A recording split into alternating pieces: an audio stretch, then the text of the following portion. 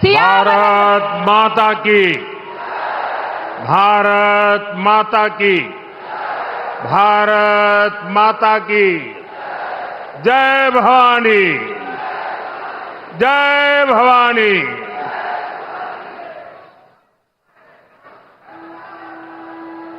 प्रभू श्री रामच्या पदस्पर्शाने पवित्र नाशिक नगरीला माझा नमस्कार। मैं भगवान त्र्यंबकेश्वर और माता रेणुका को श्रद्धापूर्वक नमन करता हूं। आज महाराष्ट्र विधानसभा चुनाव प्रचार के पहले दिन मुझे नासिक की पुण्य भूमि पर आने का सौभाग्य मिला है। जब अयोध्या में राम मंदिर की 500 साल की प्रतीक्षा पूरी हुई, जब प्रभु श्री राम एक बार फिर वापस आए, तो अयोध्या में प्राण प्रतिष्ठा से पहले 11 दिनों के मेरे व्रत अनुष्ठान की शुरुआत भी यहीं नासिक से शुरू हुई थी।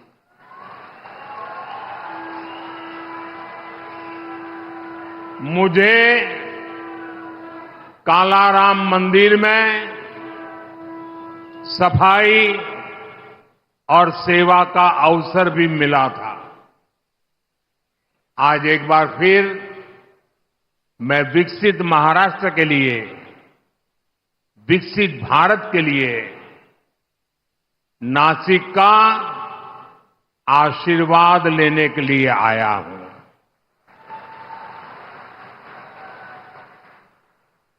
मैं देख रहा हूं नासिक में जनता जनार्दन का ये विशाल जनसमूह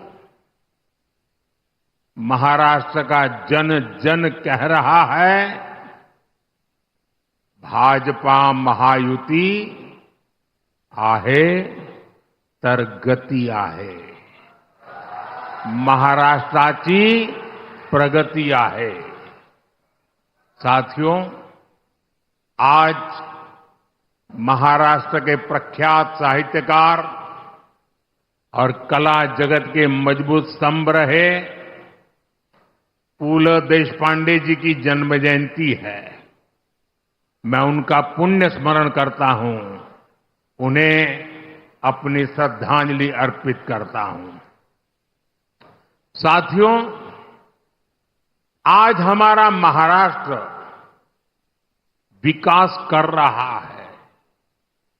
हमारा देश नए रिकॉर्ड बना रहा है, क्योंकि आज देश में गरीबों की चिंता करने वाली सरकार है। जब गरीब आगे बढ़ता है, तभी देश आगे बढ़ता है। इतने दशकों तक देश में कांग्रेस और उसके साथियों ने गरीबी हटाओ का नारा दिया, फिर भी गरीब रोटी, कपड़ा, मकान के लिए मोहताज रहा।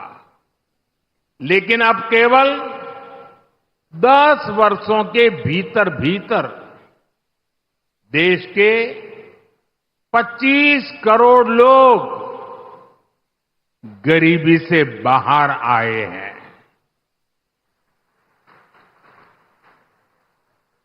ये कैसे हुआ? ये इसलिए हुआ क्योंकि मोदी की नीयत सही है। मोदी गरीब का सेवक बनकर काम करता है, आपका सेवक बनकर काम करता है।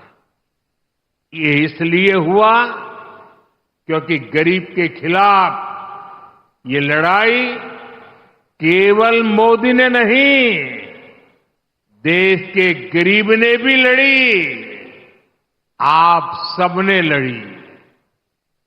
आज महाराष्ट्र में 50 लाख से ज्यादा महिलाओं को उज्ज्वला योजना के तहत मुफ्त गैस कनेक्शन दिए गए हैं। जल जीवन मिशन के तहत राज्य के 1.25 करोड़ से ज्यादा घरों में नल से जल ये सुविधा मिलने लगी है। आज महाराष्ट्र के लगभग 7 करोड़ जरूरतमंदों को हर महीने मुफ्त राशन मिल रहा है। राज्य के 26 लाख से ज्यादा गरीबों को पीएम आवास योजना का लाभ मिला है, उन्हें पक्के मकान दिए गए हैं। गरीबों के लिए ऐसे काम लगातार होते रहें, इसके लिए महाराष्ट्र में महायुति सरकार फिर से बननी जरूरी है। साथियों, डबल इंजन सरकार में विकास की गति डबल होती है, साथ ही योजनाओं का लाभ भी डबल हो जाता है। महाराष्ट्र के किसान आज इसका अनुभव कर रहे हैं। यहां किसानों को एक और पीएम किसान सम्मान निधि का लाभ मिल रहा है, साथ ही नमो शेतकरी महासम्मान निधि ये भी मिल रही है, यानी सालाना 12,000 रुपये की आर्थिक मदद। और मैं मेरे किसान साथियों को बताना चाहता हूं, जब महाराष्ट्र में फिर हमारी सरकार बनेगी तो ये 12,000 रुपये की मदद बढ़कर 15,000 रुपये हो जाएगी। महाराष्ट्र के लाखों किसान परिवारों को इसका बहुत बड़ा लाभ होगा। साथियों, यहां सोयाबीन, कपास, धान और दूध उत्पादकों को भी आर्थिक मदद दी गई है। पेट्रोल में इथेनॉल ब्लेंडिंग बढ़ने से गन्ना किसानों की आय में बढ़ोतरी हुई है। 10 वर्षों में करीब 80,000 करोड़ रुपए इथेनॉल की खरीद में किसानों को मिले हैं। देश का जो रुपया पेट्रोल खरीदने में विदेश चला जाता था, वो पैसा अब मेरे देश के किसानों को मिल रहा है, उनके पास जा रहा है। साथियों, मैं यहां के प्याज किसानों की भावनाएं भी समझता हूं, इसलिए प्याज के निर्यात में सहूलियत के लिए नीतियों में बदलाव किया गया है। साथियों, भारत की प्रगति के लिए महाराष्ट्र का तेजी से आगे बढ़ना बहुत जरूरी है। महाराष्ट्र आगे बढ़ेगा तभी भारत विकसित बनेगा। महाराष्ट्र किस स्पीड से आगे बढ़ सकता है, पिछले 2.5 वर्ष में महायुति सरकार ने दिखाया है।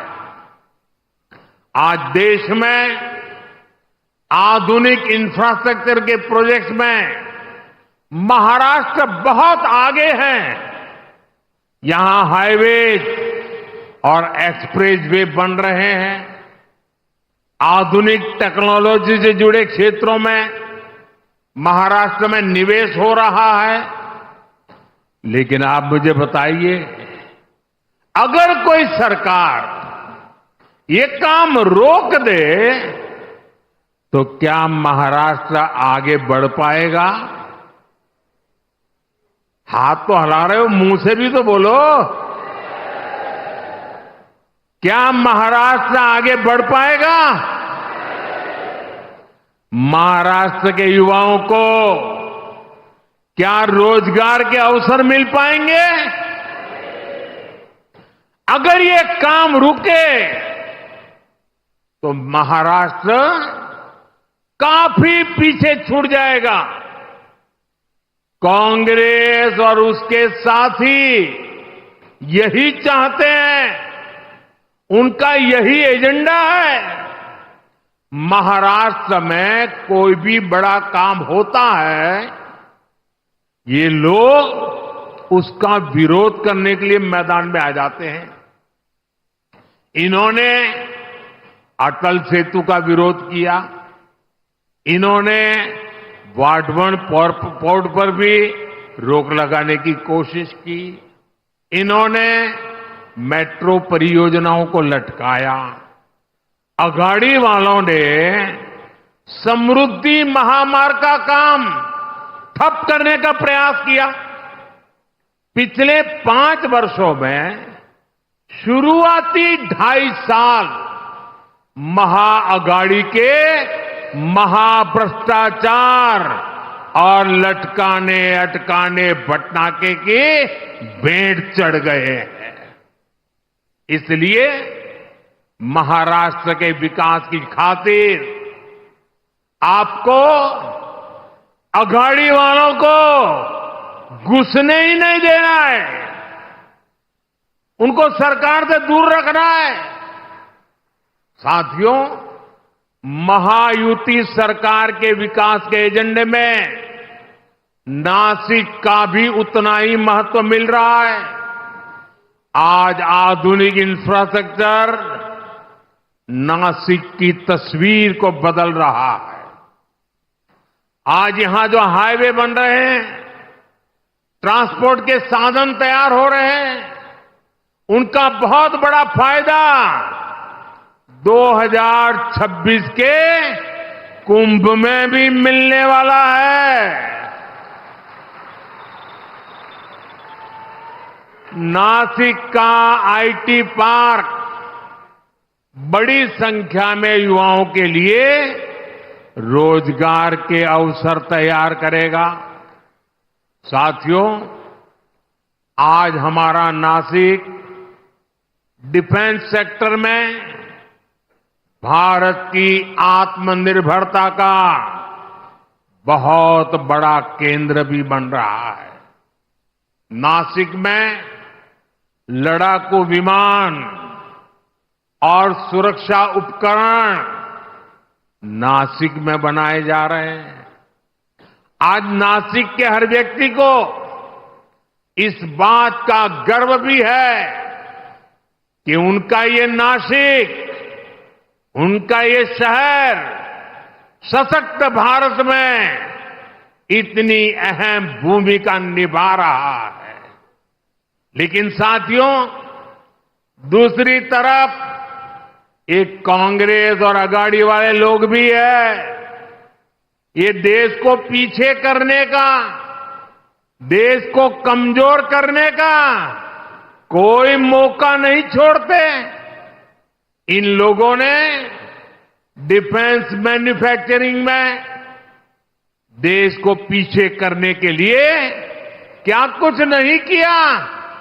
इन्होंने एचएएल को लेकर तरह तरह के झूठ फैलाए, विवाद खड़े करने की कोशिश की। इन्होंने फैक्ट्रियों के बाहर धरना प्रदर्शन करवाए, कर्मचारियों को भड़काने की कोशिश की। लेकिन आज वही एचएएल रिकॉर्ड मुनाफे वाली कंपनी बनकर उभरी है। जब नीतियां स्पष्ट होती हैं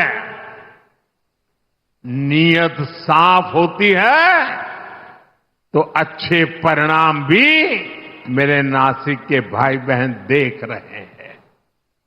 डिफेंस सेक्टर में आत्मनिर्भर भारत की ताकत बन रही है।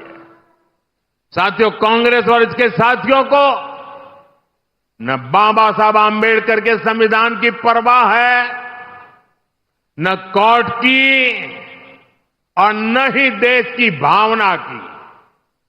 ये सिर्फ दिखावे के लिए जेब में खाली पन्नों वाले संविधान की किताब लेकर घूमते हैं। कल आपने देखा, उनकी पोल खुल गई। जब संविधान की रक्षा की बात आती है, जब संविधान के सम्मान की बात आती है, ते उल्टा ही काम करते हैं। ये कांग्रेस वाले ऐसे हैं, 75 साल तक जम्मू कश्मीर में बाबा साहब आम्बेडकर के संविधान को लागू नहीं होने दिया। 75 साल तक देश में एक संविधान नहीं था। जम्मू कश्मीर का संविधान अलग था, वो बाबा साहब आम्बेडकर वाला नहीं था। और ये पाप कांग्रेस का था। कांग्रेस ने आर्टिकल 370 की ऐसी दीवार बना दी थी कि बाबा साहब आम्बेडकर का संविधान वहां घुस ही नहीं सकता था। भाजपा एनडीए ने आर्टिकल 370 को हटाया और एक देश एक संविधान लागू किया। और मेरी बाबा साहब आम्बेडकर को सबसे बड़ी श्रद्धांजलि है।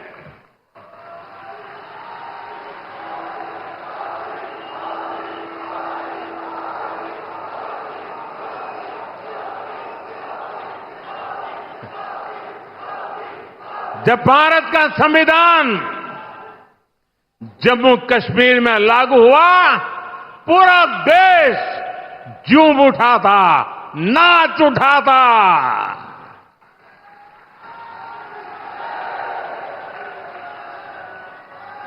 मैं जरा मेरे नासिक के लोगों को पूछना चाहता हूं, नासिक के लोग बताइए, क्या आर्टिकल 370 हटने से आपको खुशी हुई कि नहीं हुई? जरा जोर से बताइए, खुशी हुई कि नहीं हुई? ये कांग्रेस वालों के कान फट जाए ऐसे बोलिए, खुशी हुई कि नहीं हुई? आपको खुशी हुई, लेकिन कांग्रेस और उसके साथियों के पेट में चूहे दौड़ने लग गए। उनको दर्द हो गया। आपने टीवी पे देखा होगा, 2-3 दिन पहले जम्मू कश्मीर की विधानसभा में कांग्रेस और इसके साथियों ने 370 फिर से लागू करने के लिए हंगामा किया। ये लोग फिर चाहते हैं कि जम्मू कश्मीर से बाबा साहब आम्बेडकर का संविधान फिर से जम्मू कश्मीर से निकाल दिया जाए, हटा दिया जाए। ये लोग फिर चाहते हैं कि वहां दलितों को, वाल्मीकि समाज को जो आरक्षण 75 साल बाद मिला है, उसे छीन लिया जाए। संविधान के विरुद्ध, दलितों, पिछड़ों, आदिवासियों के विरुद्ध इसी साजिश में जितनी गुनहगार कांग्रेस है, उतने ही अगाड़ी के उनके बाकी साथी दल भी है। साथियों, चुनाव के समय पार्टियां अपने कामकाज का हिसाब देकर जनता के बीच जाती है। बीजेपी और महायुति भी लगातार अपने काम का हिसाब दे रही है, लेकिन बीजेपी का मुकाबला करने के लिए कांग्रेस के पास एक ही तरीका है। कांग्रेस उसके साथियों की झूठ की दुकान, यही दुकान इन दिनों कांग्रेस और उसके चेलों ने महाराष्ट्र में लगाई है। कांग्रेस ने कर्नाटका, तेलंगाना और हिमाचल में भी यही झूठ की दुकान सजाई थी, और वहां क्या हाल हुआ? चुनाव खत्म हुए, दुकान का शटर गिर गया। वादे पूरा करना तो दूर, कांग्रेस शासित राज्यों में हाल ये है कि सरकार चलाने के पैसे इनके पास नहीं है, तनख्वाह देने के पैसे नहीं है। खर्चों के लिए और अपनी जेबें भरने के लिए जनता पर टैक्स बढ़ाया जा रहा है, जनता से वसूली हो रही है। जनता भी इनकी असलियत जान गई है। महाराष्ट्र की जनता भी देख रही है कि एक तरफ महायुति का घोषणा पत्र है, वहीं दूसरी तरफ महाअगाड़ी का घोटाला पत्र है। क्योंकि ये पक्का है, जहां कांग्रेस और उसके साथी होंगे वहां घोटाला होगा ही होगा। ये लोग ऐसी योजनाओं की घोषणा करते हैं जिसमें से ज्यादा भ्रष्टाचार हो सके। आप महाराष्ट्र में इन लोगों को ये सारा पाप फिर से करने देंगे क्या?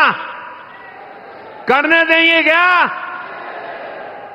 ये धोखेबाजी महाराष्ट्र की जनता के बीच चलेगी क्या? साथियों, पूरे देश ने कांग्रेस की हरकतों के कारण उसे पूरी तरह से खारिज कर दिया है।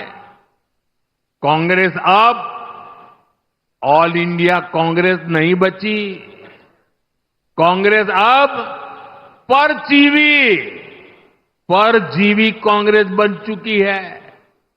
ये कांग्रेस पार्टी अब केवल बैसाखियों पर ही जिंदा है। महाराष्ट्र हो, उत्तर प्रदेश हो, बिहार हो, झारखंड हो, ज्यादातर राज्यों में कांग्रेस दूसरी पार्टियों के सहारे ही चुनाव लड़ने की हालत में है। वो अपने पैरों पर खड़ी नहीं रह सकती। इसलिए साथियों, कांग्रेस ने राजनीति में खुद को बचाने के लिए अपना सबसे बड़ा हथियार चला है। ये हथियार है एससी, एसटी, ओबीसी समाज की एकता तोड़ो, एकता तोड़ो और राज छीनो। कांग्रेस के लोग जनजातीय समूह, शेड्यूल ट्राइब, हमारे आदिवासी, एसटी को बांटना चाहते हैं। कांग्रेस के लोग हमारे दलित भाई बहन, एससी को बांटना चाहते हैं, कांग्रेस के लोग ओबीसी को बांटना चाहते हैं। साथियों, कांग्रेस के रहते ओबीसी कभी इतना एकजुट नहीं हो पाया। ओबीसी को आरक्षण भी तभी मिला जब कांग्रेस सरकार हटी। नेहरू जी के समय में कांग्रेस ने ओबीसी को अलग अलग जातियों में बांट करके रखा। फिर इंदिरा गांधी जी का भी वही रवैया था। बाद में राजीव गांधी जी आए। इन लोगों ने कभी ओबीसी को एकजुट नहीं होने दिया। और 90 के दशक में जैसे ही ओबीसी एकजुट हुआ, ओबीसी एक ताकत बना, ओबीसी अपने हकों के लिए जागरूक बना, ओबीसी देश की भलाई के लिए कुछ करने के लिए आगे आया। और इसका पहला नतीजा क्या आया? जैसे ओबीसी ताकतवर बना भारत में, उसके बाद कांग्रेस की पूर्ण बहुमत वाली सरकार बनना बंद हो गया, उनका शटर गिर गया। और इसलिए कांग्रेस को ऐसा गुस्सा है कि ओबीसी ओबीसी ओबीसी आया कि हमारी दुकान बंद होती गई। और इसलिए कांग्रेस चाहती है कि ओबीसी समाज को कमजोर कर दो भाई, उनकी एकजुटता को समाप्त कर दो। कांग्रेस का स्पष्ट मत है कि ओबीसी कमजोर होगा तभी कांग्रेस के लिए सत्ता का रास्ता खुलेगा। इसलिए कांग्रेस ओबीसी को बांटकर उनमें दरारें पैदा करना चाहती है। यहां नासिक और इस क्षेत्र में कितनी ही ओबीसी जातियां हैं, कुणबी, माली, वाणी, गुजर, कुंभार, नावी, सुतार, सोनार, देवड़ीगा, धांगर, धनगिरी, गंवाड़ी, शेटवाल, माली, मालिस, नामदेव, आहिर, तंबोली, धावड़, जाटगर, धाकड़ बैरागी, सैगर, कितने सारे। कांग्रेस इन सारी जातियों को आपस में लड़ाना चाहती है। कांग्रेस चाहती है कुणबी ये जाति माली से लड़े, वाणी जाति गुजर से लड़े, कुंभार साथी नावी से लड़े। कांग्रेस चाहती है कि सुतार सोनार से भिड़ जाए।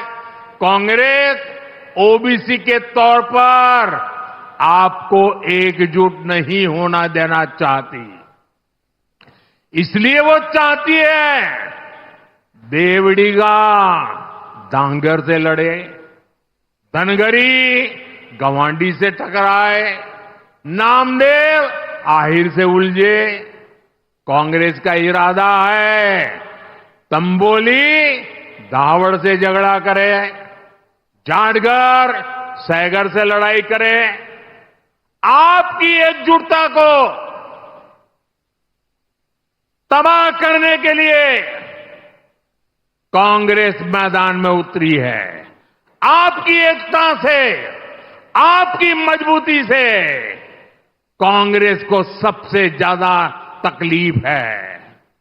इसलिए वो चाहती है कि ओबीसी अपनी एकजुटता खो दें और कांग्रेस के लिए सत्ता का रास्ता खुल जाए।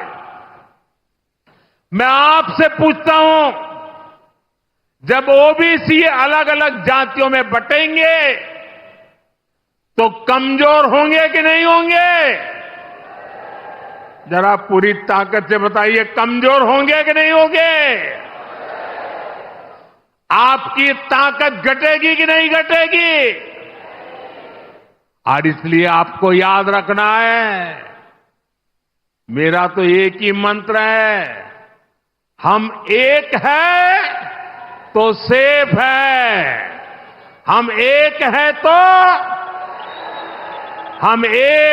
तो सेफ है। सच्चाई यही है कि कांग्रेस ओबीसी से नफरत करती है।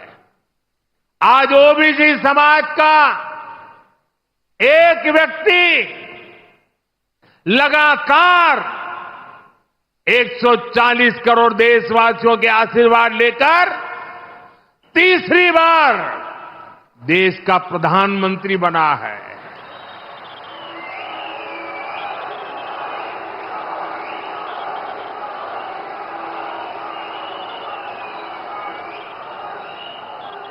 कांग्रेस को हजम नहीं हो रहा है, ओबीसी, वो भी इतनी छोटी जाति का, वो कैसे प्रधानमंत्री बन गया और 60 साल के बाद तीसरी बार बनने वाला बन गया।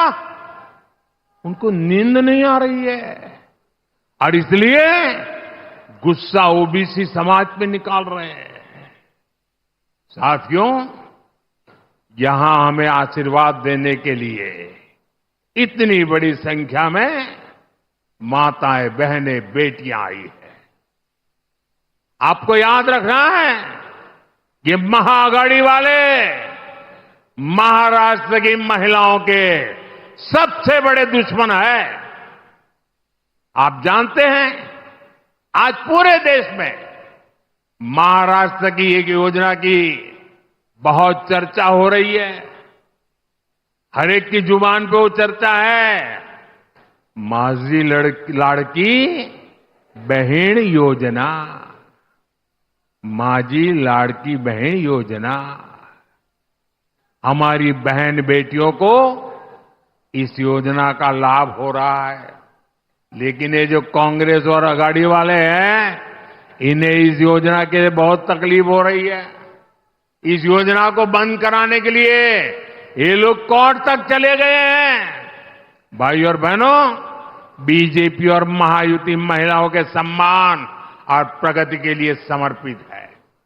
केंद्र सरकार की नीतियों से आज महिलाएं सशक्त और समर्थन बन रही है।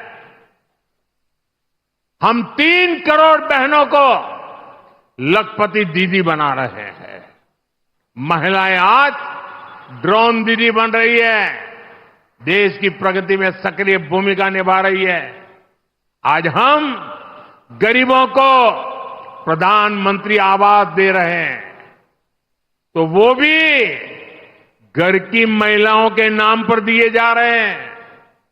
अभी केंद्र में नई सरकार बनने के 100 दिन के भीतर ही हमने 3 करोड़ नए घरों को भी मंजूरी दी है। अच्छा, मेरा एक काम करोगे भाई? जरा हाथ ऊपर करके बताइए, मेरा एक काम करोगे? पक्का करोगे? देखिए, आज चुनाव में आप लोग घर घर जाने वाले हो, हर गांव जाएंगे, मोहल्ले में जाएंगे, लोगों से मिलेंगे। अगर आपको कहीं पर भी कोई परिवार कच्चे घर में रह रहा है, कोई परिवार झोपड़पट्टी में रह रहा है, तो उसको जाके कहना कि मोदी जी ने मुझे भेजा है, अब तेरा घर पक्का बन के रहेगा। ये कहेंगे और उसका नाम पता लिख करके मुझे भेज देना। देखिए, आप ही मेरे लिए मोदी है। आप जाकर के वादा कर देना, मैंने ठान के रखा है, मैं गरीब के पक्के घर बनाऊंगा। हमने महिलाओं को विधानसभा और लोकसभा पहुंचाने के लिए नारी वंदन अधिनियम भी पास कराया है। यानी जिन बहन बेटियों को कांग्रेस ने इतने दशकों तक शौचालय और सुरक्षा तक से वंचित रखा, अब वही विकसित भारत का चेहरा बनेगी। साथियों, चुनाव एक और महाराष्ट्र के भविष्य का चुनाव है। साथ ही ये महाराष्ट्र के सम्मान का और स्वाभिमान का चुनाव भी है। एक और बीजेपी और महायुति है, जिसके लिए मराठी संस्कृति और इतिहास ये हमारी आस्था के केंद्र है। हमारी केंद्र सरकार ने मराठी भाषा को अभिजात भाषा का दर्जा दिया है। हमने मराठी को वो पहचान दी, ये महान भाषा जिसकी पहले से हकदार है। हमने छत्रपति शिवाजी महाराज के आदर्शों की बात की, उनके सम्मान को आगे बढ़ाया। बीजेपी गर्व से कहती है कि वीर सावरकर हमारे प्रेरणा स्रोत है। वीर सावरकर महाराष्ट्र और राष्ट्र के गौरव है। लेकिन दूसरी ओर कांग्रेस और उसके पीछे लगे महाआघाड़ी के लोग, आप इनकी सोच और मानसिकता देखिए। कांग्रेस ने कभी मराठी भाषा को अभिजात भाषा का दर्जा नहीं मिलने दिया। कांग्रेस के लोग घूम घूम कर वीर सावरकर को गाली देते हैं। कांग्रेस के नेता गाली देते हैं। महाराष्ट्र की धरती पर आकर के वीर सावरकर का अपमान करते हैं।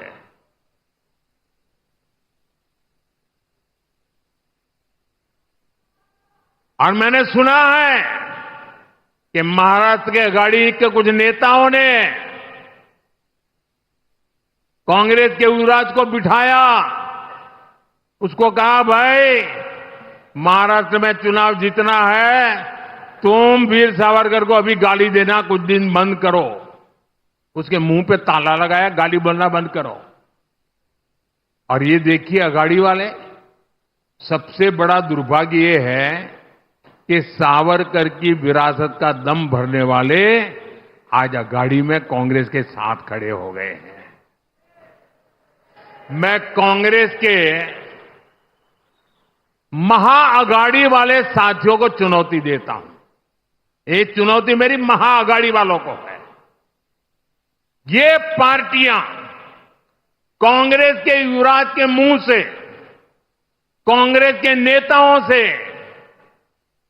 वीर सावरकर के तप, त्याग, बलिदान के कम से कम 15 मिनट रोज अपने भाषण में प्रशंसा करके जरा दिखा दे।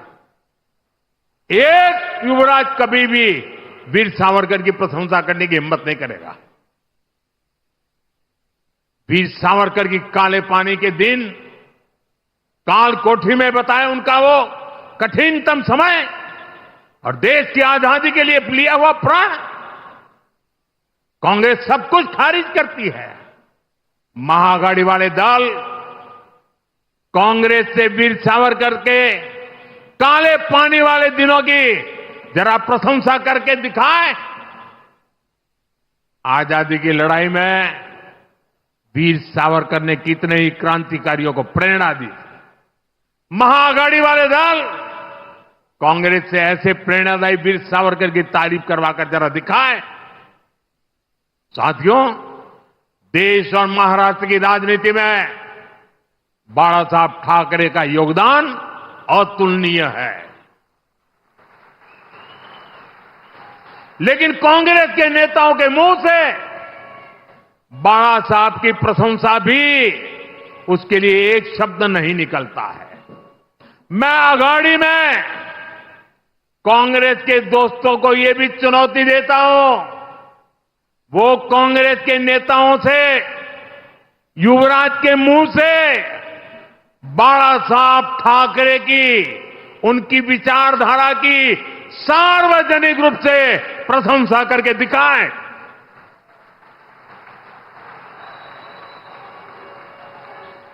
आज 8 नवंबर है। मैं दिन गिनूंगा और महाआघाड़ी वालों से जवाब का इंतजार करूंगा कि वो सावरकर जी की प्रशंसा करते हैं कि नहीं करते हैं, बाणा साहब की ठाकरे के तप की प्रशंसा करते हैं कि नहीं करते। महाराष्ट्र भी देखेगा और हम गिनेंगे, आप भी गिनना। साथियों, इस चुनाव में आपको बीजेपी और महायुति के उम्मीदवारों को विजयी बनाना है। मैं आपसे आशीर्वाद मांगने के लिए आया।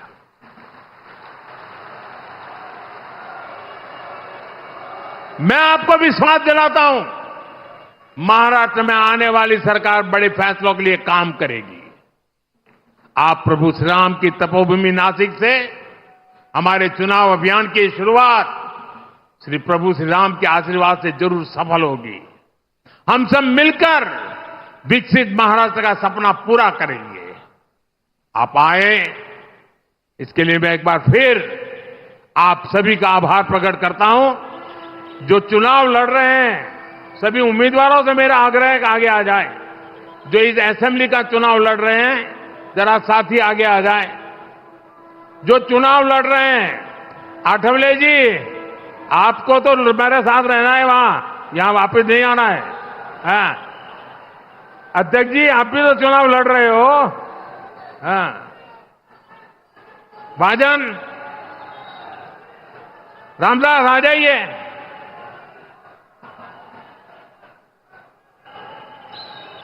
मेरे साथ बोलिए, भारत माता की, भारत माता की।